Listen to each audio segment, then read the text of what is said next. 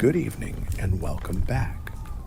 Tonight we're diving into one of the most brutal and beautiful stories ever told, the myth of Prometheus.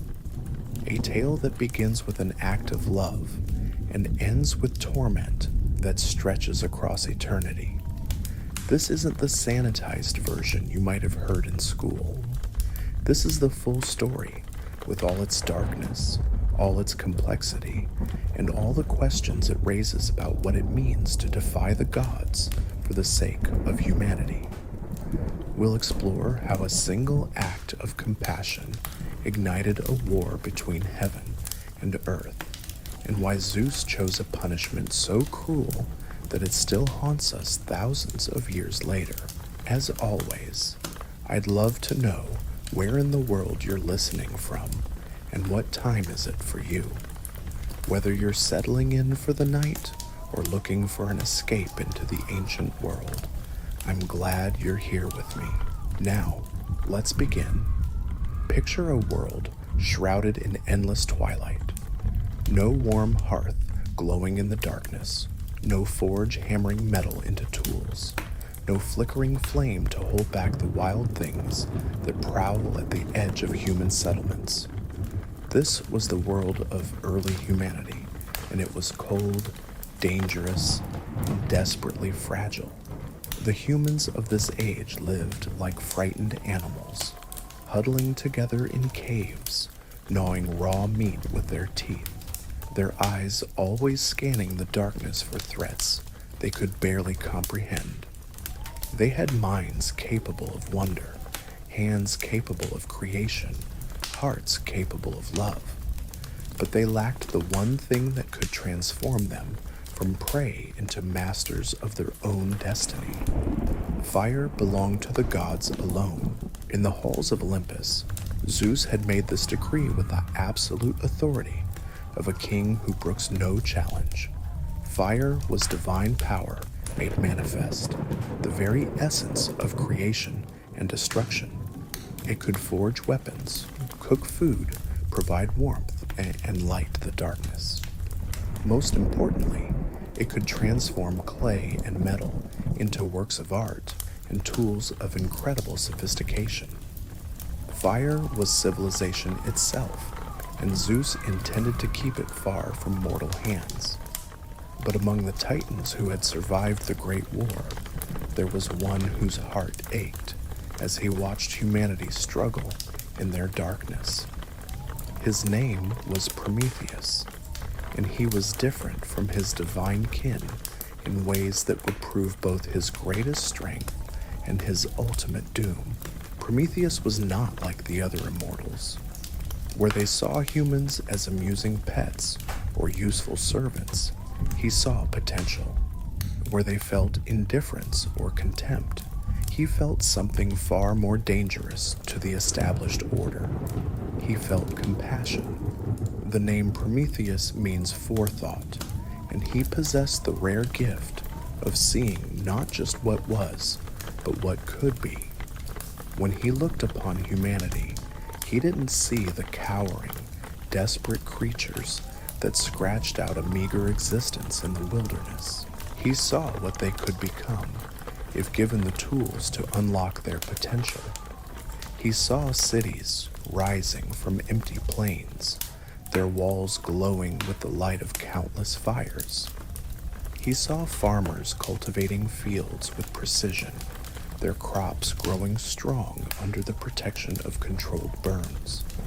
He saw smiths hammering glowing metal into plowshares and swords, artists firing clay into vessels of impossible beauty, healers using flame to purify wounds and prepare medicines. Most of all, he saw humans gathered around fires in the evening, sharing stories, passing down knowledge, building the bonds of community that would allow them to face any challenge together. Fire wasn't just a tool to Prometheus. It was the key that would unlock everything noble and magnificent about the human spirit. But Zeus had forbidden it, and the king of the gods was not known for changing his mind. Prometheus wrestled with this knowledge for countless ages. He was bound by the same divine laws as all immortals.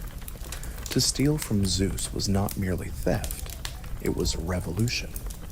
It was a declaration that the will of the supreme god could be defied, that mercy could override justice, that love for mortals could supersede loyalty to Olympus. The punishment for such defiance would be swift and absolute. Zeus did not forgive treachery, and he did not show mercy to those who challenged his authority. Every immortal knew the stories of those who had dared to cross the Thunder Bearer. They were cautionary tales told in whispers, reminders of what happened when divine pride collided with divine wrath. Yet as Prometheus watched humanity suffer through another harsh winter, as he saw children die from exposure and hunger, as he witnessed the daily struggle of creatures who possessed such potential but lacked the means to realize it, his resolve began to crystallize into something unbreakable. There are moments in every story when a choice must be made that will echo through eternity. For Prometheus, that moment came on a night when the mortal world lay under a blanket of killing frost. He had been watching a small tribe huddled in a cave, their meager animal skins insufficient protection against the bitter cold. A woman held her infant close to her chest, but the child's lips had already turned blue. An old man, his eyes clouded with age, sat apart from the group, knowing that his weakness made him a burden the tribe could not afford. They were dying slowly, incrementally, their potential flickering out like candles in a wind they could not escape. And somewhere high above, the gods feasted in halls warmed by eternal fires, giving no thought to the suffering below. That night, Prometheus made his choice. The theft of fire was not a simple matter of walking into Zeus's palace and taking a torch. Divine fire was kept in the most sacred places, guarded by creatures of immense power, protected by wards that would destroy any unauthorized being who dared approach. But Prometheus was clever as well as compassionate. He was, after all, the Titan of forethought, and he had been planning this theft for longer than human civilization had existed. He knew the schedules of the guards, the blind spots in the magical protections, the exact moment when opportunity would present itself. His plan was elegant in its simplicity. He would not steal a great blazing torch that would be missed immediately. Instead, he would take just a small ember, a tiny spark hidden within the hollow stem of a fennel stalk.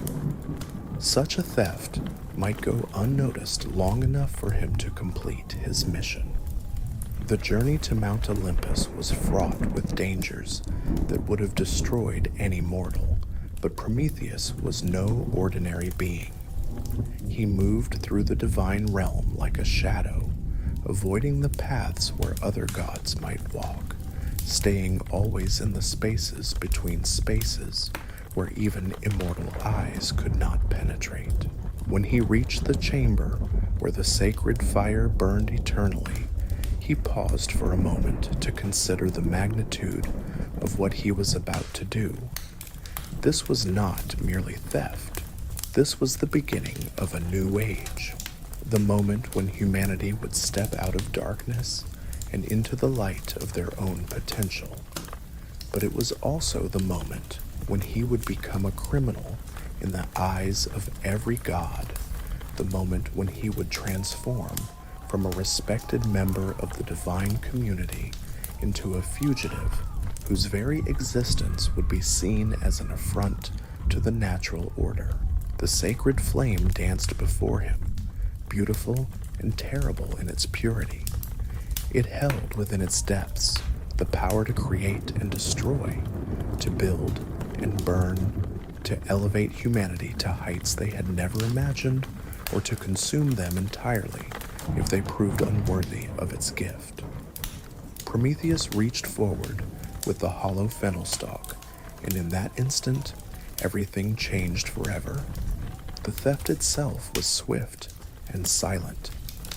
The tiny ember nestled within the plant's hollow core like a secret too dangerous to speak aloud.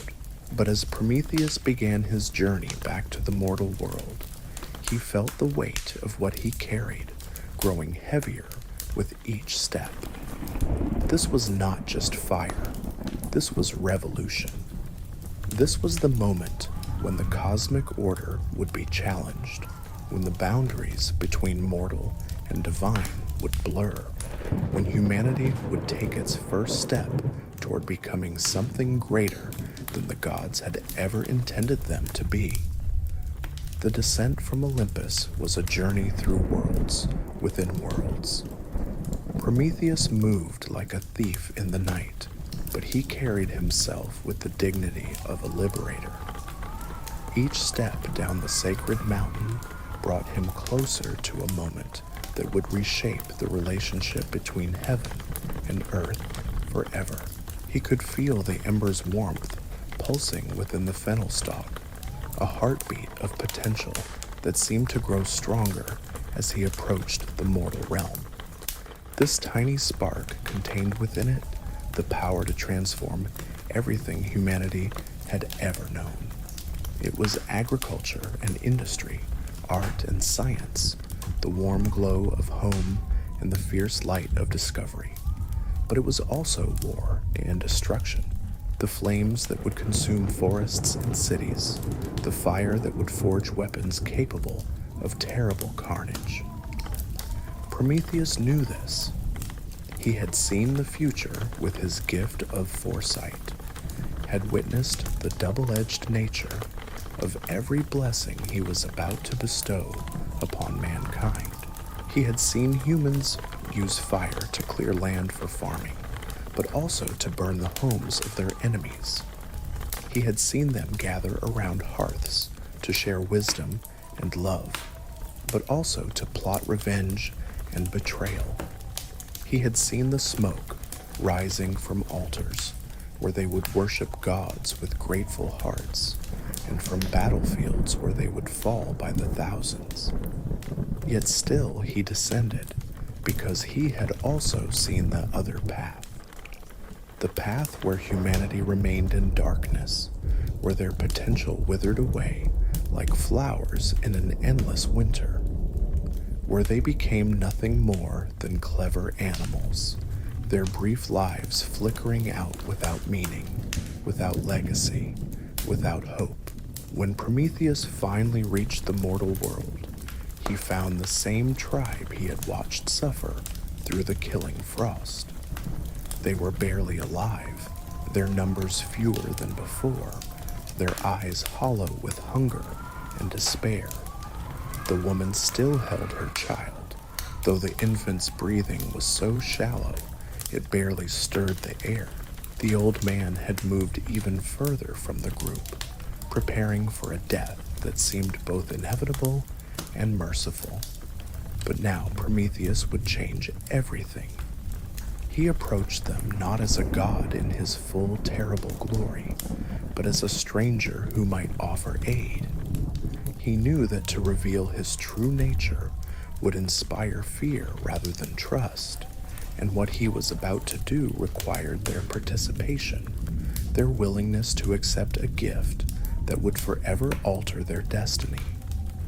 The transfer of fire from divine hands to mortal ones was a moment of such profound significance that the very air seemed to hold its breath. Prometheus took the ember from its hiding place within the fennel stalk, and as it emerged, it blazed with a light that was somehow both gentle and fierce, warm and terrifying. The humans gasped and drew back, their primitive instincts screaming warnings about this bright, dancing thing that moved like a living creature. But Prometheus spoke to them in voices they could understand, showing them how to feed the flame with dry grass and twigs, how to bank it with stones to contain its power, how to use it without being consumed by it. The first fire, lit by human hands, burned like a beacon in the darkness. Its light pushed back the shadows that had held dominion over their world for countless generations. Its warmth drove away the cold that had claimed so many of their kin. But more than that, it ignited something within their spirits that had been dormant since the day they first drew breath.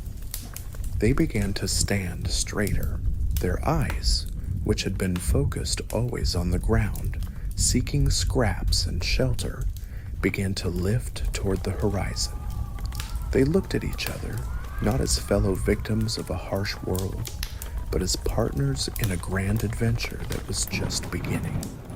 Within hours, they had learned to cook meat over the flames, transforming tough, raw flesh into tender, nourishing food that their bodies could digest more easily.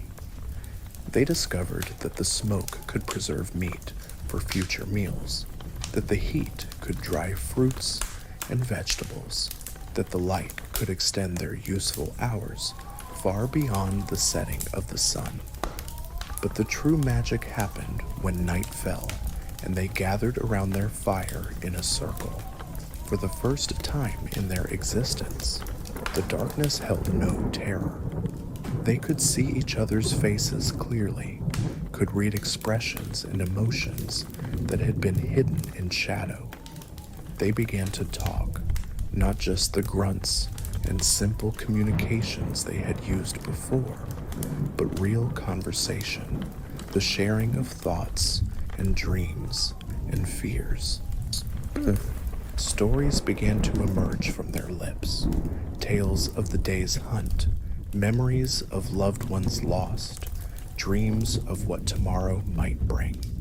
They passed knowledge from the old to the young, wisdom earned through hard experience, now preserved in words and memory, rather than lost with each death.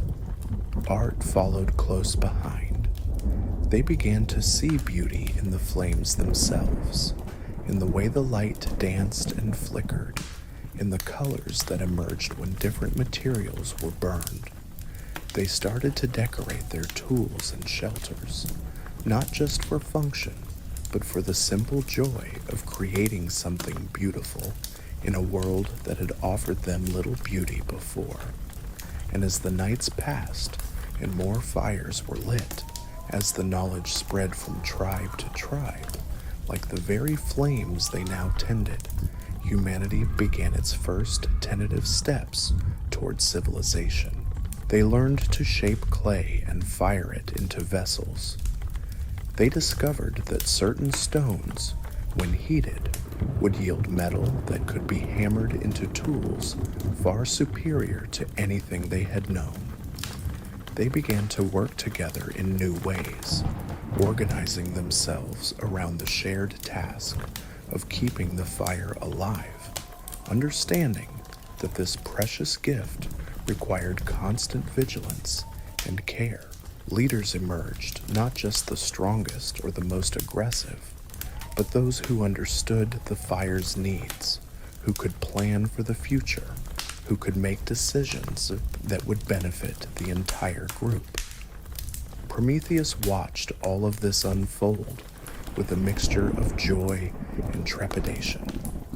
He had given humanity the key to unlock their potential, but he knew that Zeus would not remain ignorant of the theft forever. The changes wrought by fire were too dramatic, too visible, to escape the notice of the gods for long. Already, he could sense a shift in the cosmic order. The prayers that rose from human settlements were different now, filled with new confidence, new ambition. The smoke from their fires carried with it the scent of transformation, the unmistakable aroma of a species that was no longer content to merely survive. And in the halls of Olympus, That scent would soon reach the nostrils of a king who had explicitly forbidden this gift to mortals. When it did, the thunder bearer's rage would be swift and absolute. Prometheus had always known this moment would come, had seen it clearly with his gift of foresight. But as he watched a child laugh with delight at the dancing flames, as he saw an old woman's face light up with wonder at her first taste of cooked food, as he observed the way the fire brought these scattered, frightened creatures together into something resembling a true community, he knew that whatever punishment awaited him would be worth enduring. He had given humanity more than fire. He had given them hope. He had given them the tools to build a future worthy of their magnificent potential. And no amount of divine wrath could take that gift back once it had been freely given. The age of gods ruling over cowering mortals was ending. The age of humanity reaching toward the stars was about to begin. And Prometheus, the forethinking one, the compassionate rebel, would pay the price for making it possible. Zeus discovered the theft in the way that gods discover all affronts to their authority, through the subtle shift in the cosmic balance that governs all things. It began as a whisper in the divine wind, a change in the prayers that rose from the mortal world below. Where once there had been desperate pleas for mercy from creatures who knew their place, now there were songs of gratitude that carried an unmistakable note of pride. The king of the gods was holding court when the first reports reached him. Hermes, ever the messenger, arrived with news that should have been impossible. Mortals were cooking their food over controlled flames. They were working metal in forges that burned with divine fire. They were gathering in circles of light that pushed back the very darkness Zeus had decreed should be their natural state. The reaction was immediate and terrible. The golden halls of Olympus trembled as Zeus rose from his throne, his eyes blazing with the fury of a storm that has been building for 1,000 years. Thunder rolled across the divine realm without a single cloud in sight. Lightning crackled between his fingers like caged serpents eager for release. But beneath the rage was something even more dangerous: betrayal. Someone had defied him. Someone had looked upon his absolute decree and decided it could be ignored. Someone had chosen to elevate mortals above their ordained station, to give them tools that belonged rightfully to the gods alone. So ends the tale of Prometheus, the titan who dared to love humanity more than he feared divine wrath. His theft of fire changed everything, transforming cowering creatures into the builders of civilization. Yet Zeus's vengeance would be equally transformative, a punishment so cruel it would echo through eternity. The fire still burns in every hearth, every forge, every human heart that refuses to accept that compassion is weakness. And somewhere, chained to his rock, Prometheus endures, knowing that some gifts are worth any price,